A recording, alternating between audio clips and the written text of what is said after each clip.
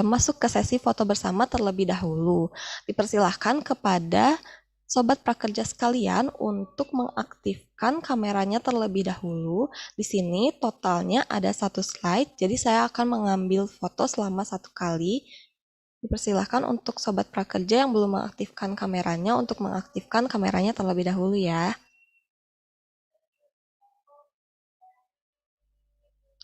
Oke. Saya akan mengambil fotonya sekarang ya. 1, 2. Oke.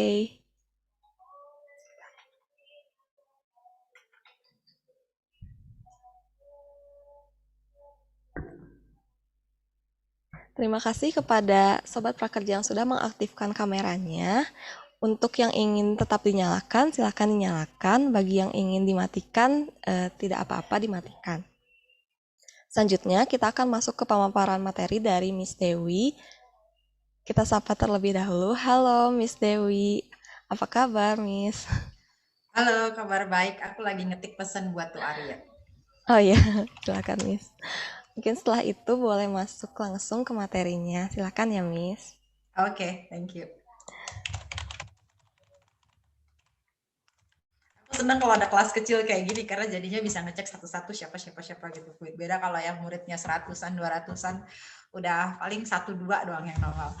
Anyway, good morning everybody. My name is Dewi and I will be your teacher today, your trainer.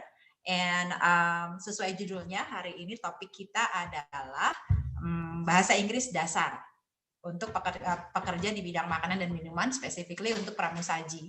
Jadi memang nanti selama 3,5 jam ke depan kita akan spesifik nyemplung ke lingkungan pelayanan di bidang makanan minuman. Karena situasinya sekarang COVID, aku buat materinya itu lebih spesifik ke fast food. Perkiraan kan yang restoran untuk makan di tempat terus yang pelayanannya komplit dari awal sampai akhir lama itu akan masih lama pulihnya. Jadi kita fokus ke yang fast food dulu. Sehingga nanti tahapannya, vocabulary-nya, kemudian kalimat-kalimatnya, expressions-nya itu lebih cocok buat ke fast food. Tapi kita juga akan ngintip dikit-dikit ke kalau dia untuk restoran gitu.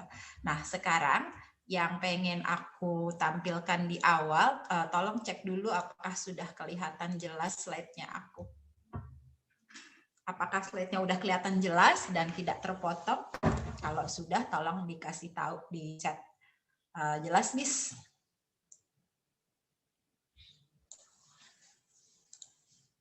Oke, thank you, Nia. Hari ini fokus kita, thank you Melia, thank you Meira. Meira masih direct message ke aku, jadi teman-temanmu nggak bisa lihat pesanmu.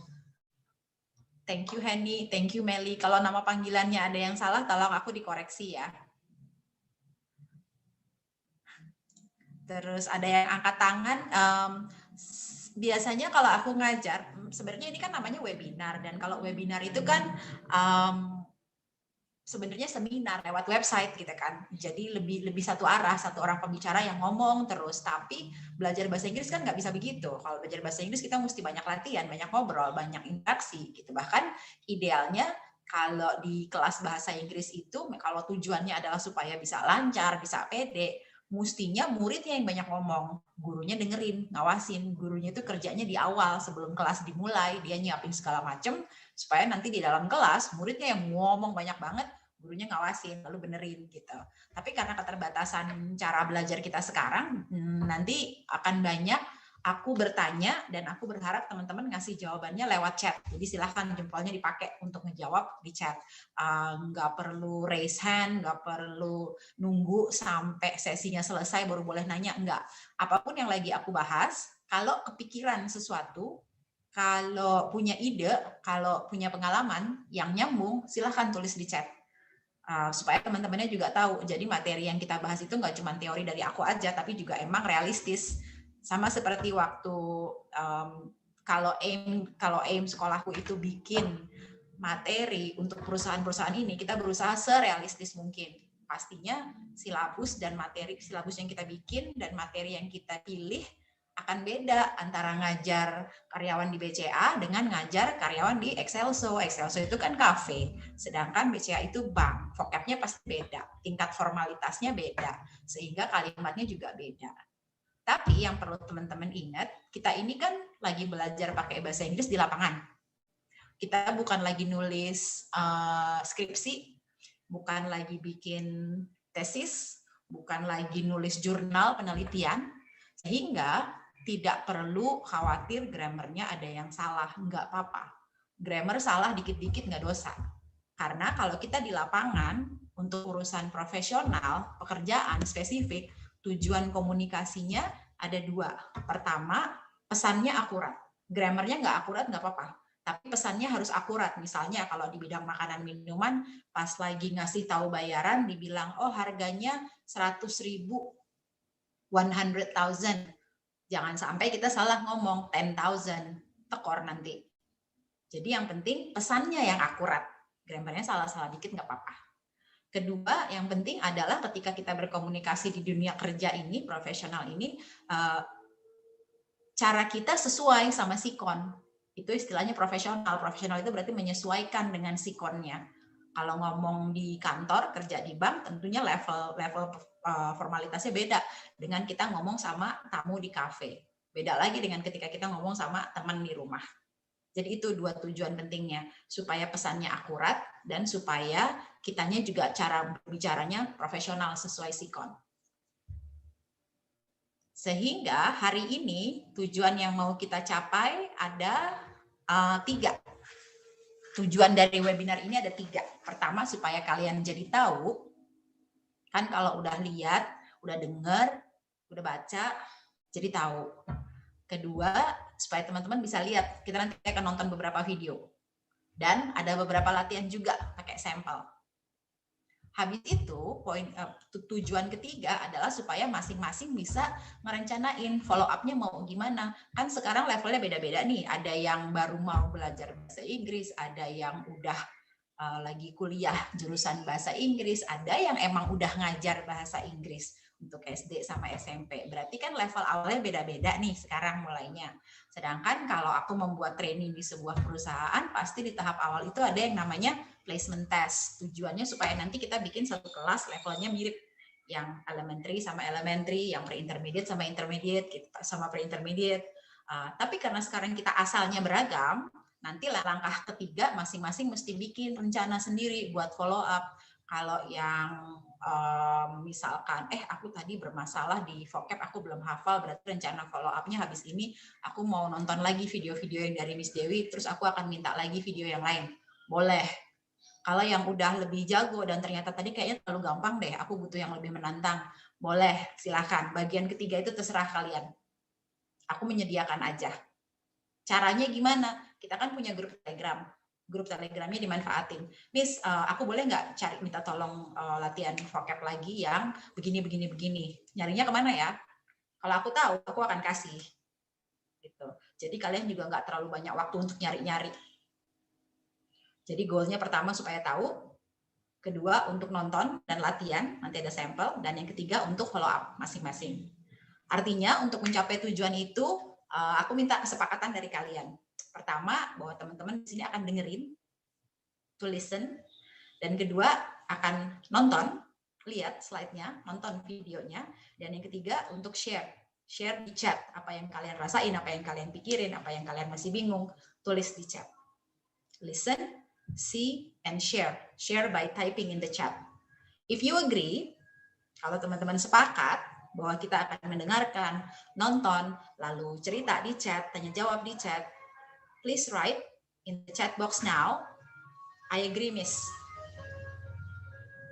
If you agree that we will listen, see, and share via chat, please. Aku tunggu sampai ada 10 yang bilang I agree. Lalu kita lanjut.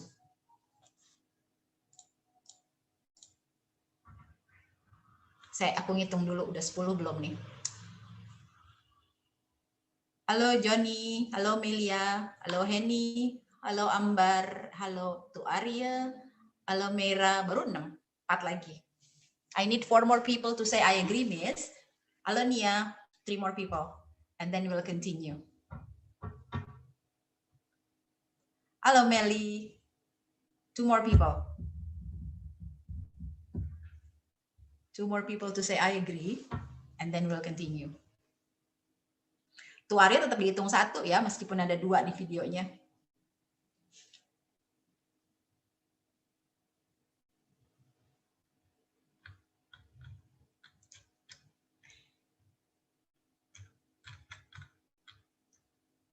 See, 1, 2, 3, 4, 5, 6, 7, 8, 9. Okay. Okay, let's continue then. The lesson today will be divided into 3 parts. Ada 3 bagian nanti. Bagian pertama adalah introductions. We will talk about the stages of service, tahap-tahap pelayanan. Kalau yang sudah pernah kerja di industri pelayanan, tadi kulihat sudah ada 1 yang mungkin pernah pengalaman jadi server. Silakan diingat gimana tahap-tahap pelayanannya. Kalau yang belum pernah kerja di bidang ini, think about your experience as a customer. Pengalaman kalian sendiri waktu jadi customer gimana? So number 1, we will look at the stages of service as an introduction. Habis itu kita akan lihat cross-selling sama upselling. Conversation-nya seperti apa, frasa apa yang digunakan, apa yang bisa dihafal, apa yang mesti diimprovisasi sesuai nanti kerjanya di cafe apa. Kemudian yang ketiga, as usual, bekerja di bidang service itu pasti ada yang namanya dealing with complaints, baik itu service di bank atau customer service di bank ataupun customer service di receptionist di kantor, pasti ada yang namanya dealing with complaints. So 3 bagian: introduction, stages of service, cross-selling and upselling, and then dealing with complaints. Bagian yang keempat itu feedback, maksudnya adalah follow up buat kalian masing-masing sesuai kebutuhan, nanti mana yang masih belum ngerti, mana yang butuh tambahan materi, plus feedback for me. Boleh cerita di grup, Miss tadi materinya kayak terlalu gampang, atau Miss materinya terlalu susah, Miss materinya kurang banyak, atau apa aja. Silahkan taruh di grup feedbacknya. So, sebelum kita masuk ke materi benerannya, coba diingat-ingat dulu. As a server, a waiter, or a waitress, apa sih yang diharapin dari kita? What are you expected to do? What are you expected to do as a server, a waiter, or a waitress? Silahkan tulis di chat menurut kalian, apa sih yang diharapkan dari seorang waiter, waitress, atau server? Kata kuncinya ada 2, selling sama complaints. Silahkan ditulis. What are you expected to do? Apa yang diharapin dari kalian?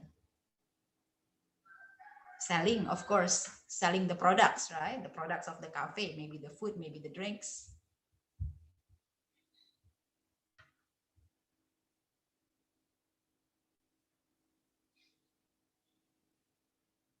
Only selling?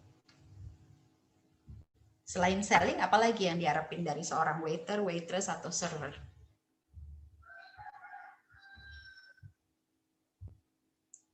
Balik tuh Arya, itu yang diharapkan seorang server. Kalau ini apa yang diharapkan dari seorang server?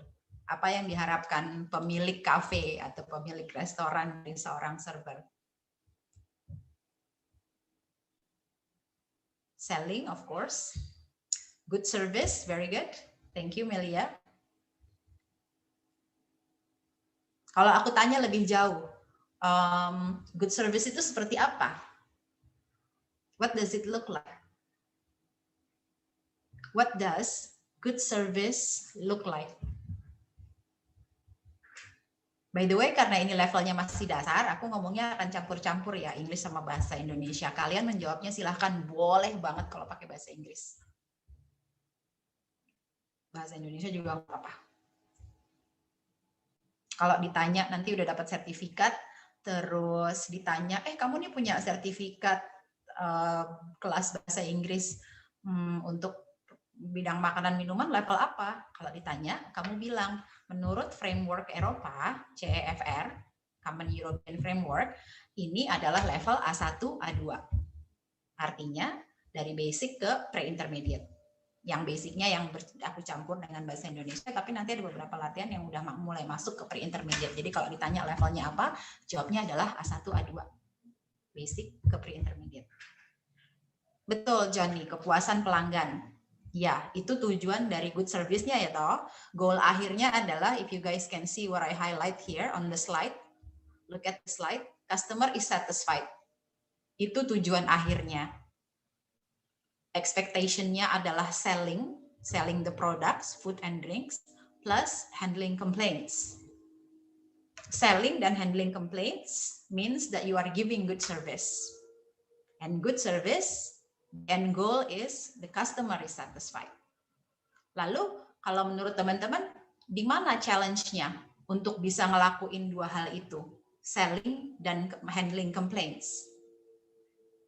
Di mana tantangannya untuk melakukan selling dan handling complaints ketika pakai bahasa Inggris? Supaya tujuan akhirnya customer satisfied. Tapi di mana challenge-nya ketika kalian mesti melakukan dua hal itu, selling and complaints using English? Silahkan curhat. Aku kasih waktu 20 detik ke depan. Dibayangkan ketika kalian harus selling and handling complaints, supaya customer-nya satisfied, what are your challenges? Di mana tantangannya? In terms of the language ya, terkait dengan bahasa.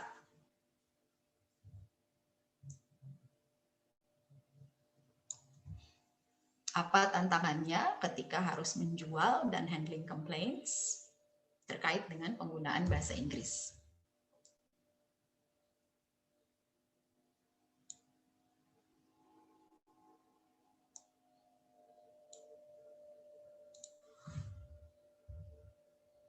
Silakan, masih ada 15 detik.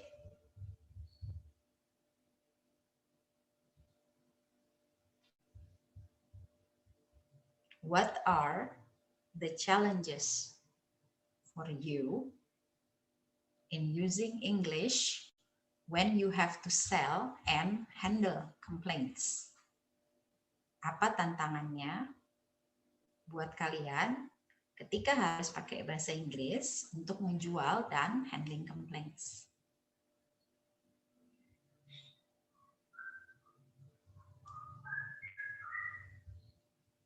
Tuh Arya bilang katanya ngomong sama tamu saat bawa makanan dan minuman. Biasanya apa yang perlu kamu omongin saat itu? Boleh